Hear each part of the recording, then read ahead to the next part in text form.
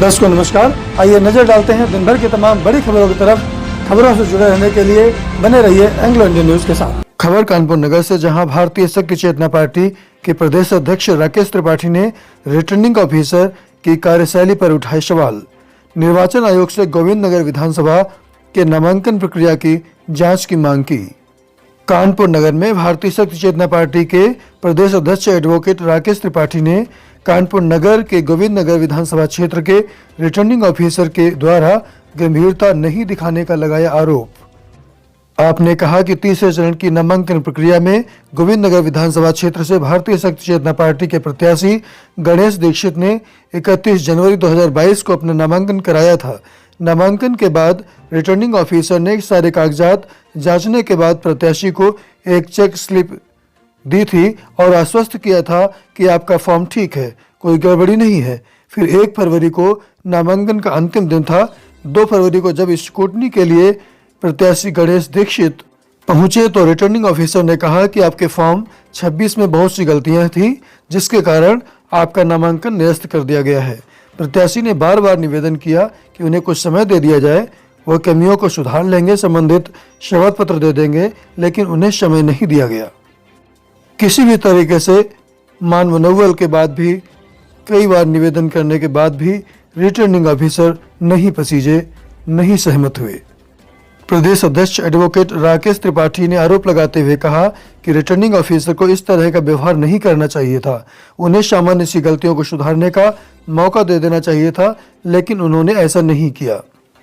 प्रदेश अध्यक्ष ने कहा कि रिटर्निंग ऑफिसर की कार्यवाही अनुचित है, असंवैधानिक है, अविधिक है।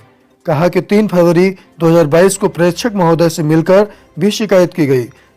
तब संबंधित प्रेक्षक महोदय ने आश्वस्त किया कि उस नामावली का पूरा निरीक्षण करके आयोग को अपनी रिपोर्ट दूंगा। प्रदेश अध्यक्ष राकेश त्रिपाठी ने कहा कि प्रशासनिक व्यवस्था में लगी हुई मशीनरी निष्पक्ष नहीं है। गोविंद नगर विधानसभा में गणेश दीक्षित के अतिरिक्त 5 अन्य प्रत्याशियों के भी नामांकन खारिज हुए हैं। उन्होंने निर्वाचन आयोग से मांग की है कि मामले की जांच कर अपना निर्णय दें, ताकि किसी के साथ अन्याय न हो। कानपुर नगर से संवाददाता एस के त्रिपाठी की रिपोर्ट, एंग्लो इंडियन न्यूज, सच की तह तक। भारतीय शक्ति चेतना पार्टी प्रदेश अध्यक्ष के नाते निर्वाचन आयोग भारत सरकार को एक शिकायत के रूप में एक दर्ज कराना चाहता हूँ। तीसरे चरण में हमारे गोविंद नगर से भारतीय शक्ति चेतना पार्टी के प्रत्याशी गणेश दीक्षित, जिन्होंने 31 जनवरी को अपना नामांकन कराया था, आरओ महोदय ने नामांकन की सारी औपचारिकताएं पूरी करने के बाद उनको एक चेक स्लिप दी। उसमें जो भी गलतियां थीं वो उसकी कॉपी इतनी फेड थी कि वो किसी तरह से पठनी नहीं थी। जब हमारे प्रत्याशी श्री गणेश दीक्षित जी ने आरओ साहब से ये पूछा कि सर मेरे नामांकन में किसी प्रकार की कोई त्रुटि तो नहीं, तो उन्होंने ये आश्वस्त किया कि आपका नामांकन पूर्ण रूप से ठीक है, किसी तरह की कोई कमी नहीं। 1 तारीख को नामांकन का अंतिम दिन था।